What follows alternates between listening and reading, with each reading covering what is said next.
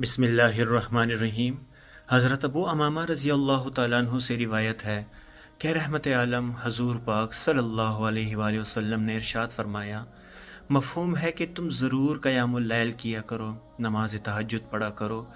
کیونکہ وہ تم سے پہلے صالحین کا شیوا، شعار اور طریقہ رہا ہے، اور قرب الہی کا تمہارے لیے خاص وسیلہ ہے، اور وہ برائیوں کو مٹانے والی اور معاصی سے محفوظ رکھنے والی چیز ہے۔ نماز تہجد کی خواص اور اس کی عبادات، یعنی کہ خالق کائنات نے اپنی خاص حکمت کے تحت دن کو روشن اور رات کو پرسکون بنایا ہے۔ رات کے سناٹے میں جیسا سکون عموماً آرام میں اور خصوصاً عبادت میں ملتا ہے،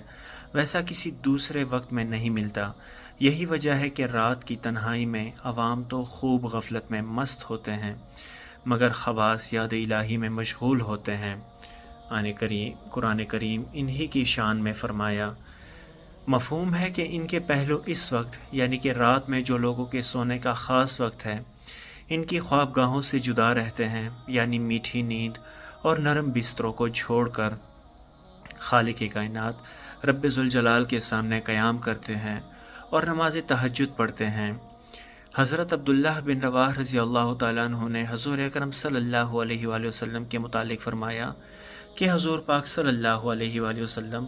رات اس حال میں گزارتے کہ پہلو بستر سے جدا ہوتا،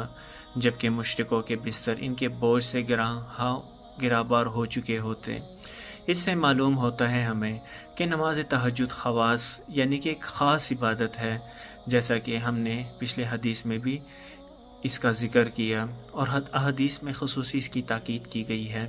اللہ پاک ہمیں تہجد کی نماز کا پابند بنائیں اور ہمیں تہجد کی عبادت کا سکون عطا فرمائیں، آمین یا رب العالمین۔ حقیقت ہی یہی ہے کہ تہجد کی عبادت عشق کی علامت ہے، یعنی کہ یہ ایک خاص مخصوص وقت ہوتا ہے، اور تہجد کے وقت یعنی کہ صبح کے وقت جب رات کا آخری حصہ ہوتا ہے اور صبح کا آغاز ہونے والا ہوتا ہے، یعنی کہ صبح اس وقت تک نہیں ہوتی، اس وقت رب ذوالجلال پہلے آسمان پر آ جاتے ہیں اور دیکھتے ہیں کہ کون سکون کی نیند سو رہا ہے، کون اس کی عبادت میں مشغول ہے، اور کون کس پریشانی میں ہے، اور کون اس سے کس طرح کا رابطہ کرنا چاہ رہا ہے، اور وہ ضرور آپ کے رابطے کا، آپ کی محبت کا، آپ کی عبادت کا اور آپ کے سکون کا جواب دیتا ہے، اور جو بھی اس سے مانگتے ہیں یقیناً یہ قبولیت کا وقت بھی ہے، وہ ضرور عطا کرتا ہے۔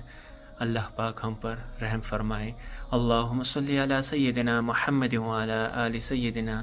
محمد وبارک وسلم۔ جزاک اللہ خیرا کثیرا۔